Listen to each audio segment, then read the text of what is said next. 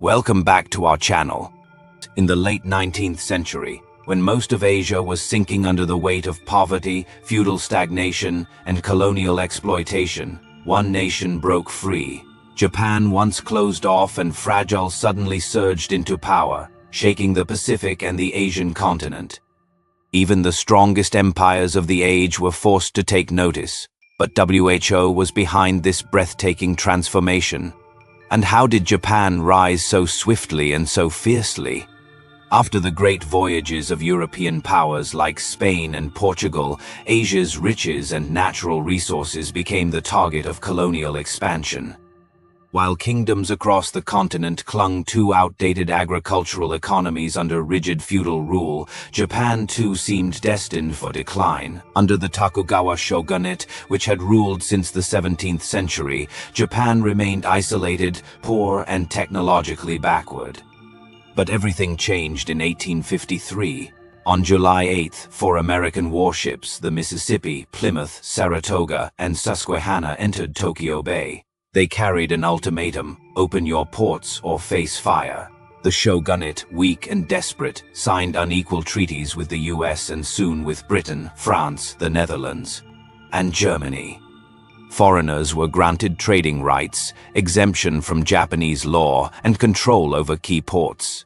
The Japanese people were outraged. Rebellions spread. By 1868, the Tokugawa regime collapsed. Rising from the ruins was a young emperor, Meiji. At just 15 years old, Emperor Meiji ascended the throne. Though timid and frail as a child, with the backing of powerful lords and reformers, he became the symbol of an entire nation's rebirth. One of his first acts was bold. He moved the imperial court to Edo, renamed it Tokyo Eastern Capital, and declared that Japan would abandon harmful old customs and learn from the West. The rigid class system was abolished. Samurai privileges vanished. Swords, once sacred symbols, were banned in public, and the emperor ordered sweeping reforms in government, education, the economy, and the military. In 1871, Meiji sent a grand mission abroad. For 22 months they studied the West, from America's schools to Britain's parliament, from German law to French military systems. The verdict was clear. Japan could only survive by matching Western strength. Equal treaties would never come through negotiation alone. They had to be earned through power. Thus began the Meiji Restoration. A new constitution was drafted, modeled on European monarchies. In 1889, Japan announced its first constitution, granting the emperor sacred and inviolable authority. A modern cabinet was formed, nobles were ranked like their European peers, and the state began to pulse with new energy. Education was revolutionized. Schools shifted from Confucian classics to science, math, and engineering. Foreign professors were hired at enormous salaries. Japanese students were sent abroad to absorb knowledge and return as leaders. By the 1880s, Japanese universities rivaled those of the West. Industry followed. With revenue from highland taxes and foreign loans, Japan built factories, railroads, and telegraph lines. By 1872, the first railway connected Tokyo and Yokohama. Within 2 decades, thousands of miles of track crisscrossed the islands. Modern shipyards, textile mills, and steel plants sprang up. Private families like Mitsubishi and Sumitomo grew into giant corporations, supported by state contracts. Meanwhile, the military was transformed. The army was rebuilt under the German model.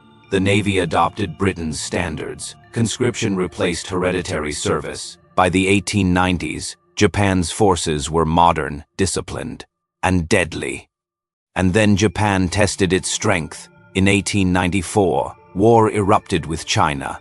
The once mighty Qing fleet was crushed by Japanese warships. The Treaty of Shimonoseki handed Taiwan, the Penghu Islands, and influence over Korea to Japan.